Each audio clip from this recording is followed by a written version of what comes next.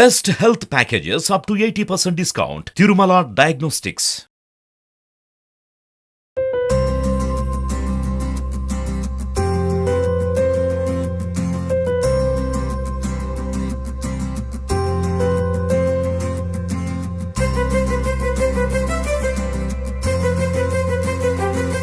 నమస్తే రమగారు, సంక్రాంతి పండుగ శుభాకాంక్షలు. నమస్తే జయ, సంక్రాంతి పండుగ శుభాకాంక్షలు.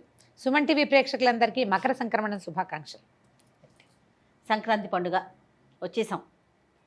భోగి గురించి మనం ఆల్రెడీ ఒక వీడియోలో మాట్లాడుకున్నాం రమగారు. మరి సంక్రాంతి పండుగ యొక్క విశిష్టత ఈరోజు ఏంటి, ఎలాంటి విధి విధానాలు అవలంబించాలి, ఎలాంటి దేవతార్చన చేయాలి, పూజలు పునస్కారాలు ఏం చేయాలి, ఏం వండుకు తినాలి, ఎలా అంటే గాలిపటాలను ఎగరేసుకోవాలి, ఇవన్నీ కూడా మనకి సంక్రాంతే కదా రమగారు. ఊళ్ళల్లో తేడా, ఒక్కొక్క ఊర్లో ఒక్కో రకంగా చేసినా, ఎవరు చేసినా పొద్దునే లేచి సూర్యుడికి దండం పెట్టుకోవాలి. కొంచెం ఎక్కువ రోజులు చేసుకునే పండుగల్లో సంక్రాంతి కూడా ఒకటి. 3 రోజులు పెద్ద పండుగ అంటాం కదా. మనకి పంటలు వచ్చే రోజు, మాసుళ్ళు అయ్యే రోజులు, పంటలు ఆల్రెడీ వచ్చేస్తాయి, మన డిసెంబర్లోనే వచ్చేస్తాయి. అక్కడి నుంచి మనం దాన ప్రక్రియకి శ్రీకారం చుడతాం. అవును, ధనుర్మాసం మొదలయ్యేసరికల్లా హరిదాసులు వస్తారు, అప్పటి నుంచే వస్తాయి జయ. డిసెంబరు 10-14 తారీఖులకే ఇంచుమించు పంటలు ఇళ్ళకి చేరిపోతాయి అందరికి. పండుగ రోజుకి వస్తుందని చెప్పడానికి వీల్లేదు మనం. అప్పటి నుంచి మొదలుపెట్టి మీరు ధాన్యం కాటా వేసుకోవటం, ఎవరికైనా అమ్మటం, ఏదైనా ఇదివరకైతే ఏం చేసేవాళ్ళు, ఇచ్చిపుచ్చుకునేది ఉండేది కదా, వస్తు మార్పిడి కాలంలో ఏం చేసేవాళ్ళు, ధాన్యం పోసి ఇంట్లో కావాల్సిన సరుకులు, సామాన్లు, బట్టలు, కొత్త బట్టలు కూడా బట్టలు కూడా వస్తు మార్పిడిలోనే. చేనేత కార్మికులకి ధాన్యం ఇచ్చి బట్టలు తీసుకునేవాళ్ళు. ఓ, బట్టలు అంటే గుర్తొచ్చింది. సో నేను ఎలా ఉన్నాను, మీరైతే సూపర్గా ఉన్నాను. సూపర్, అద్భుతం. మంచి కాంబినేషన్ శారీ కట్టుకున్నారు, పండుగ శారీస్ కదండి. నా శారీ ఎలా ఉంది రమ్మగారు? చాలా బాగుంది, మంచి బ్రైట్ గా. అడిగి మరీ చెప్పించుకుంటున్నాను కదా నేను, అంటే మరి వీడియోలో అడగలేం కదా, చెప్పలేము. రైట్. మన ఇద్దరికి కూడా రమ్మగారు రామీ సిల్క్స్ వారు ఈ శారీస్ ని స్పాన్సర్ చేశారండి పండుగ కోసం ప్రత్యేకంగా. షోరూమ్ ఎక్కడ ఉంది? ఇది బండ్లగూడ జాగీర్ ఉంది కదా రమ్మగారు, అక్కడుంది. కళ్యాణి రెడ్డి గారు ఫౌండర్ అన్నమాట. ఆవిడ ముఖ్య ఉద్దేశం ఏంటంటే, మన దేశంలో ఎక్కడైతే పట్టు, రకరకాల పట్టు ఉంటుంది కదా, అది మొత్తం కూడా రామీ సిల్క్స్లో అవైలబుల్గా ఉండాలి, ప్రతి ఒక్కరికి అందుబాటులో ఉండాలి, రీజనబుల్ ప్రైస్లో ఉండాలి అని. మరీ ముఖ్య ఉద్దేశం చేనేత కార్మికుల్ని ప్రోత్సహించాలి. చాలా మంచి ఉద్దేశం. మంచి పేరు కూడా మంచి స్ట్రైకింగ్ గా ఉంది, అభిరామి లాగా వినపడుతుంది. రమా రావి లాగా రామీ సిల్క్స్, ఆ పేరు గుర్తుపెట్టుకుంటే వచ్చేస్తుంది. సో బండ్లగూడలో ఉంది రమ్మగారు, డెఫినెట్గా విజిట్ చేయండి ఒకసారి పర్సనల్గా మీరు కూడాను. తప్పకుండా. అన్ని రకాల చీరలు, అన్ని రకాల పట్టు అవైలబుల్గా ఉంది. క్వాలిటీ అయితే ది బెస్ట్ అని చెప్పొచ్చు. ఇది నేను కట్టుకున్నది అయితే నాకు చాలా కంఫర్టబుల్గా ఉంది, చూడడానికి కూడా చాలా బాగుంది. మెత్తగా మనకంటే కంఫర్ట్, మీరు అన్నట్టుగా కంఫర్ట్గా అనిపిస్తూ ఉంది. రైట్. సో కొత్త బట్టలు కొనుక్కోవాలి. అప్పుడు వస్తు మార్పిడిలో కొనుక్కునేవాళ్ళు, ఇప్పుడు అప్పటి నుంచి మొదలవుతుంది కదా. ఇంకా ఇప్పుడు ఈ రోజు ప్రత్యేకత ఏంటి, మనకి సూర్యుడు ఉత్తర వైపుకి నడవడం మొదలు పెడతాడు, మకరంలోకి సంక్రమణం అవుతాడు. సంక్రమణాలు ప్రతి నెలా జరుగుతాయి. మామూలుగా మనం ఎట్లా నడుస్తాం, మన కథ చంద్రుడితో పాటు నడుస్తుంది. మామూలుగా చంద్రుడి నడకే కదా. పాడ్యమి, ప్రతిపత్తు అంటే అమావాస్య వెళ్ళిన వారి నాడు పాడ్యమి. అక్కడి నుంచి మొదలుపెట్టి తిథుల వారీగా మనం అష్టమి నవముల్లో పండుగలు చేసుకుంటే బోల్డన్ ఉన్నాయి మనకి. ఏకాదశులు ఉపవాసాలు ఉంటాం, పౌర్ణమి ఉపవాసం ఉంటాం, పౌర్ణమి నుంచి మళ్ళీ ప్రతిపత్తు, మళ్ళీ మొదలు. మన కథ అంతా చంద్రుడి వెనకాలే నడుస్తున్నట్టు ఉంటుంది. కానీ నిజానికి మన కథ నడిపేవాడు ఎవడు? సూర్యుడు. ఇప్పుడు ఈ సూర్యుడు ప్రతి నెల ఒక సంక్రమణం చెందుతాడు. 12 రాసుల్లోకి, 12 రాసుల్లోకి మారుతూ ఉంటాడు. అది ఏమవుతుంది, కరెక్ట్గా చంద్రుడితో పాటుగా ఉండదు, పాడ్యంతో పాటు ఉండదు. పాడ్యం వెళ్ళిపోతుంది, పాడ్యం దాని దారిన అది వస్తూ ఉంటుంది. ఈ సంక్రమణం దారిన సంక్రమణం ఇంచుమించుగా నెలలో ఒకే తేదీకి అటు ఇటుగా అవుతుంది. అందుకని ఇంచుమించు మన ప్రతి సంవత్సరము జనవరి 14-15 తారీఖుల్లోనే మన పండగ వస్తుంది చూడు. అంటే ప్రతి నెల ఇంగ్లీష్ నెలల మధ్యలోనే మనకు సంక్రమణం వస్తుంది. ఈ సంక్రమణంలో తులా సంక్రమణం, మేష సంక్రమణం, వాటిని కూడా ముఖ్యంగా చెప్పుకున్నా కూడా సామాన్య ప్రజానీకానికి తెలియవు. పంచాంగం ఫాలో అయ్యేవాళ్ళు వాళ్ళకి. తర్వాత సంక్రమణాల్లో తప్పకుండా పెద్దవాళ్ళకి తర్పణాలు విడవటం అనేది ఒక పద్ధతి ఉంటుంది. అవును. తర్పణం విడిచే కమ్యూనిటీ వాళ్ళు దాన్ని జ్ఞాపకం పెట్టుకుంటారు. మనకు మామూలు వాళ్ళకి ఎవరికి దాని మీద పెద్ద పట్టింపు ఉండదు. ఈ సంక్రమణాలని ఫాలో అయ్యేవాళ్ళు రైతులు కూడా కార్తెల్ని ఫాలో అవుతారు. ఈ కార్తెలో విత్తనాలు వేయాలి, అలాంటివి ప్రత్యేకమైనవి ఉంటాయి కదా, వాళ్ళకు కూడా ఇది తెలుస్తుంది. ఈ మనం ప్రధానమైనది ఏంటంటే, ఈ మన తర్పణాలు విడవటం అనేది ఒక ప్రోగ్రామ్ ఉంది కదా. ఈ కరెక్ట్గా ఈ రోజున, ఏ రోజైతే సూర్యుడు మకర సంక్రమణం చెందుతాడో ఆ రోజు చాలా విశేషమైన సంక్రమణంగా చెప్తారు. ఓ. ఈ మకర సంక్రమణంతో మనకి సూర్యుడి నడక మారిపోతుంది. ఉత్తరం వైపుకి కొన్ని డిగ్రీలు వాలి మళ్ళీ మనకి రావటం మొదలు పెడతాడనమాట. మొన్నటిదాకా దక్షిణం వైపు వాలాడు, ఇప్పుడు ఉత్తరం వైపుకి వాళ్తాడు. ఈ ఉత్తరాయణ పుణ్యకాలం మహాపర్వదినాలు అని చెప్తారు. భీష్మ పితామహుడు యుద్ధంలో పడిపోయి ఆయన ఇచ్చామరణం ఉన్న వరం ఉంది ఆయనకి, ఎప్పుడు కావాలంటే అప్పుడు మరణించవచ్చు. దెబ్బలు తగిలినా కూడా ఆ బాధని సహిస్తూ ఉత్తరాయణ పుణ్యకాలం వచ్చే వరకు వేచి ఉండి ఉత్తరాయణం వచ్చిన తర్వాతే భీష్మ ఏకాదశి చెప్పుకుంటాం కదా మనం. అప్పుడు దశమి నాడో నవమి నాడో ఆ చివరి రోజుల ఏకాదశికి కొద్దిగా ముందు ప్రాణాలు విడిచారండి. ఈ ఉత్తరాయణం ఏంటంటే ఇప్పుడు మనకి మొన్నటిదాకా మనకి ఒడుగు ముహూర్తాలు ఉండవు. పెళ్ళిళ్ళు చేసుకుంటాం, గృహప్రవేశాలు, అన్నప్రాసనాలు అన్నీ చేసుకుంటాం. కానీ యజ్ఞోపవీతం వేయడానికి ముహూర్తాలు మాత్రం ఉత్తరాయణంలో మాత్రమే ఒడుగులు చేయాలి. ఉపనయన క్రియలు దక్షిణాయనంలో అవ్వకూడదు.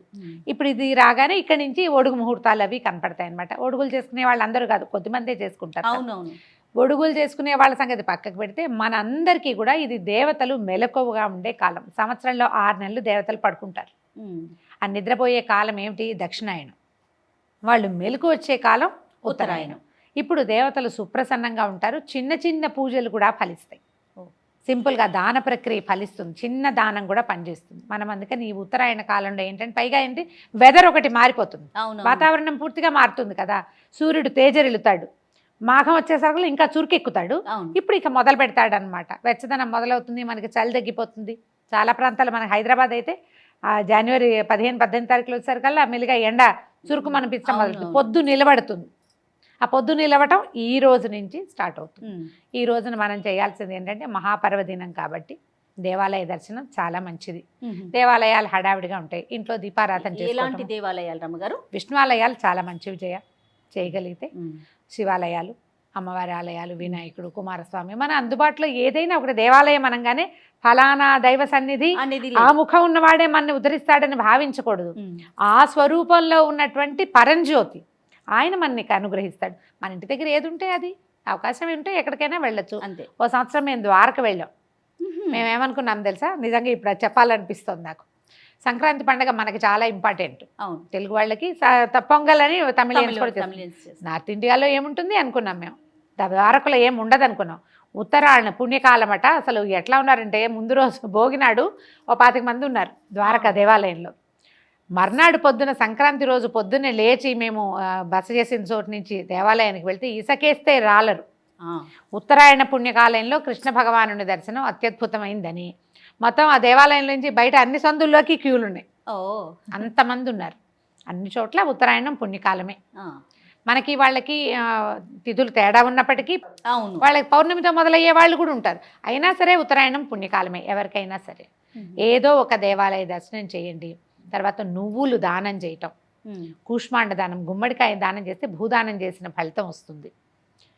చాలా రకాల దానాలు ఎవరెవరి ఇళ్లలో ఏ ఉంటే అలవాట్లను బట్టి. కొన్ని ప్రాంతాల్లో ఏం చేస్తారంటే ధార పోసుకోవటం అంటారు. పసుపు, కుంకుమ, తర్వాత ఏమో మన ఖర్జూర పళ్ళు, పటిక బెల్లము, అలాంటివి ఎవరికైనా ఇవ్వటం, ముత్తైదువులకి ఇవ్వటం, పూజ చేసుకోవటము, ఇవి ఇచ్చేసేయటము. తాంబూలాలు ఇచ్చే పద్ధతి ఉంటుంది కదా మనకి. తాంబూలాలు మనకి బొమ్మలు పెట్టుకున్నాం అనుకో, భోగినాడు భోగి పేరెంటం చేస్తాం.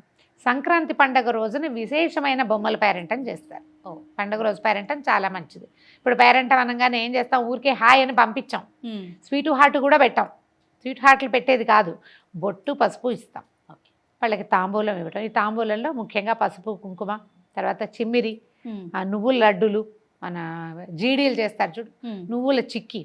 ఇప్పుడు మామూలుగా అయితే నువ్వులు ఒకళ్ళ చేతి నుంచి ఒకళ్ళు తీసుకోకూడదు. అవును, దాన ప్రక్రియ కింద వస్తుంది, అది మంచిది కాదంటారు. కానీ తీపి పదార్థంగా దాన్ని టర్న్ చేసి మనం లడ్డూలో లేకపోతే ఏదైనా ఉండలో అలా చేసిస్తే వాటిని పంచిపెట్టుకోవచ్చు. ఎవరికైనా నువ్వులే దానం చేయగలిగి అవకాశం ఉంటే మంచిది.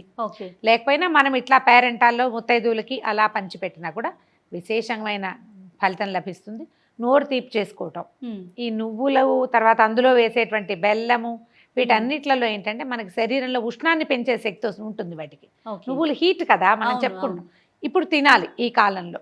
చలి నుంచి బయటకు వచ్చేస్తాము, ఒంట్లో జీవశక్తి పెరుగుతుంది. తర్వాత కాలానికి మనం ఆరోగ్యాన్ని తయారుగా ఉంచుకోవటం. అంతే కదా రమ్మగారు? అంతే, శరీరాన్ని తయారుగా ఉంచుకోవటము. ఇవి కాకుండా ఇంకా తర్పణాలు విడిచేవాళ్ళు, ఆ అలవాటు ఉన్న వాళ్ళు తర్పణాలు విడవటము, పెద్దలకి పెట్టుకోవటం, అదొకటి చేస్తారు. ఇప్పుడు బాగా పెట్టుకుంటారు. మనం సంవత్సరం అంతా చేయలేని వాళ్ళు, తర్వాత ఏ రోజు మన పెద్దలు మరణించారో తిథి తెలియని వాళ్ళు తెలిసినా కూడా పెట్టుకుంటారు. అవునవును. తిథులు తెలీదు, డేట్లే తెలుసు, వాళ్ళు కూడా మహాలయ పక్షాల్లో చేయలేకపోయిన వాళ్ళు ఈ రోజున పెద్దవాళ్ళకి పెట్టుకోవటం. ఈ సంక్రమణ కాలంలో ఏంటంటే పితృదేవతల ఆరాధనకి మంచిది, దైవారాధన మంచిది, సూర్యారాధన మంచిది.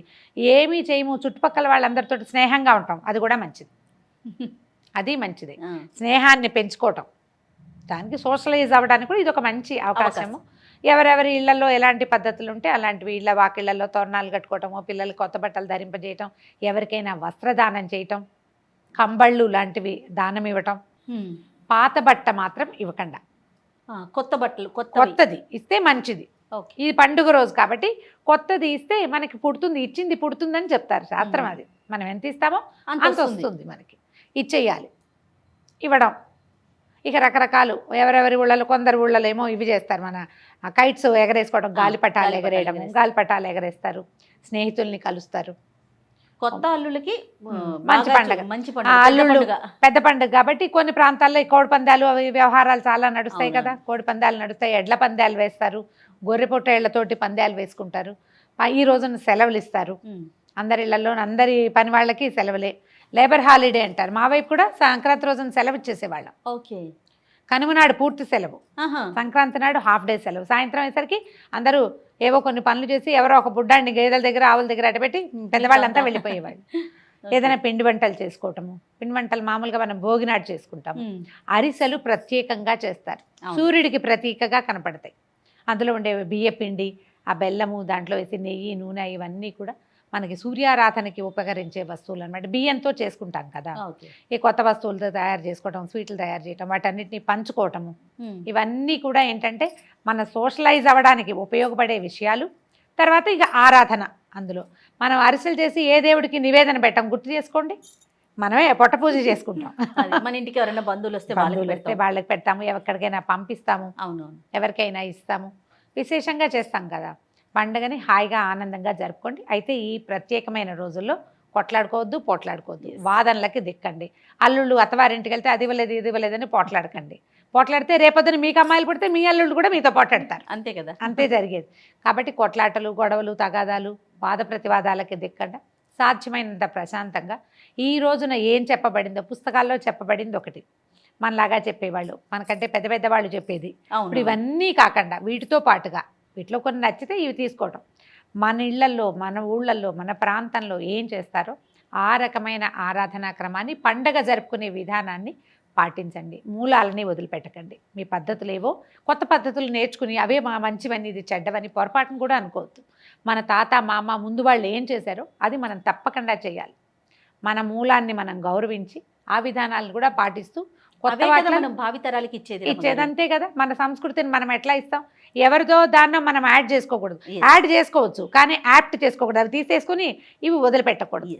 అవి వదలకుండా మీ పద్ధతుల ప్రకారం పండుగను చక్కగా జరుపుకోండి. రైట్ రామ్ గారు, మరొకసారి సంక్రాంతి శుభాకాంక్షలు అండి. సంక్రాంతి శుభాకాంక్షలు చేయాలి.